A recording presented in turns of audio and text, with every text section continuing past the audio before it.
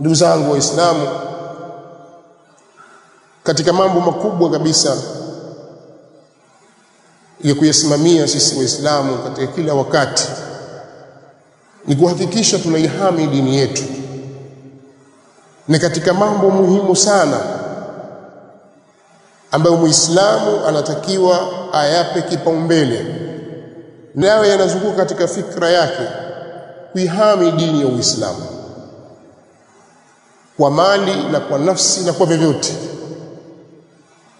Walipokuwa watu wakisawasawa katika wakati huo wa Mtume sallallahu alaihi wasallam, waliibeba dini hii kwa dhamira hiyo na azma hiyo.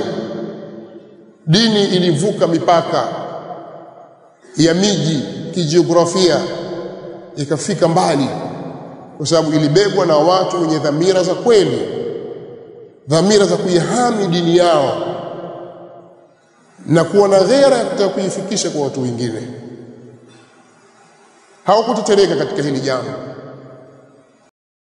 Hii ni Wajawema Online TV. Hapa ni elimu tu.